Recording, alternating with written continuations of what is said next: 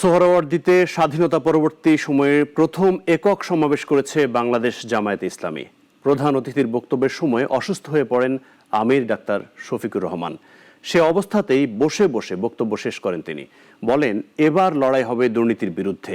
এ সময় চলছিল তার শারীরিক পরীক্ষা নিরীক্ষা। মঞ্চে তাকে পড়ে যেতে দেখে আবেগ আপ্লুত হয়ে পড়েন নেতাকর্মীরা। জামাতে ইসলামী যে দুর্নীতিমুক্ত সমাজ গড়বে তার প্রমাণ কি? তার প্রথম প্রমাণ হচ্ছে নাটকীয়তার মধ্য দিয়েই শেষ হয়েছে জামায়াতের জাতীয় সমাবেশ। সমাবেশের সমাপনী বক্তব্য দিতে গিয়ে মঞ্চেই ঢলে পড়েন আমিরে জামায়াত ডাক্তার শফিকুর রহমান। নেতাকর্মীদের স্বস্তি দিয়ে একটু পরেই উঠে দাঁড়ান, শুরু করেন বক্তব্য। কিন্তু স্থায়ী হয়নি সেটি।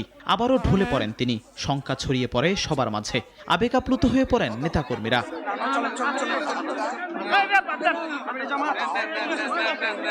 এরপর আবারও উঠে বসেন ডাক্তার শফিকুর রহমান। মঞ্চে বসে বসেই নিজের বক্তব্য শেষ করেন। বলেন, আরেকটি যুদ্ধ হবে দুর্নীতির বিরুদ্ধে। বাংলাদেশের মানুষের মুক্তি অর্জন না হওয়া পর্যন্ত সংগ্রাম চলবে। মুক্তি অর্জন হওয়া পর্যন্ত আমাদের লড়াই অব্যাহত থাকবে। বলছিলাম, জামাতে ইসলামী যদি আল্লাহর ইচ্ছা এবং জনগণের ভালোবাসায় বাংলাদেশের মানুষের সেবা করার সুযোগ পায়, তাহলে মালিক হবে না, সেবক হবে ইনশাআল্লাহ।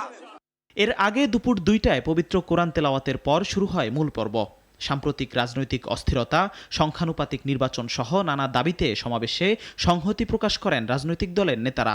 আমাদের মধ্যে রাজনৈতিক মতপার্থক্য থাকতে পারে, কিন্তু এই মুজিববাদের প্রশ্নে, এই স্বৈরাচারের প্রশ্নে অভ্যুত্থানের সকল শক্তিকে ঐক্যবদ্ধ থাকতে হবে। যেই জুলাইয়ে আমরা বাংলাদেশের মানুষের উপরে চেপে থাকা দৈত্য দানবের মতো 16 বছরের ফাঁসিবাদকে পরাজিত করেছি।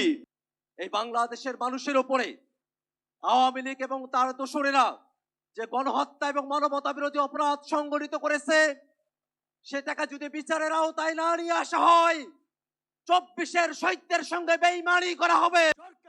উপস্থিত ছিলেন জুলাই আন্দোলনের শহীদ পরিবারের সদস্যরাও। তবে সমাবেশে আমন্ত্রণ জানানো হয়নি 24 বছরের পুরনো রাজনৈতিক সঙ্গী বিএনপিকে। বিপুল নেতাকর্মীদের উপস্থিতিতে উদ্যানের এই সমাবেশে আগামী নির্বাচন ঘিরে কর্মী সমর্থকদের দাঁড়িপাল্লায় ভোট প্রদানের আহ্বান জানায় দলটির নেতারা। আমরা নতুন বাংলাদেশ চাই, যারা পুরানো কায়দায় এই দেশ আবার শাসনকে ফিরিয়ে আনতে চায়, জনগণ তাদেরকে সেই সুযোগ দেবে না। এটা জনগণকে ভেবে দেখার জন্য আমি আহ্বান জানাচ্ছি। জামায়াতের 7 দফা দাবির মধ্যে রয়েছে লেভেল প্লেইং ফিল্ড, জুলাই অভ্যুত্থানের বিচার, রাজনৈতিক সংস্কার, পিয়ার পদ্ধতিতে নির্বাচন, প্রবাসীদের ভোটাধিকার, শহীদ পরিবারের পুনর্বাসন আর জুলাই সনদ বাস্তবায়ন। কোনো সুযোগ নাই, সেই জন্য মতলব পূরণ হবে না। জিহাদুল ইসলাম, নাগরিক, ঢাকা।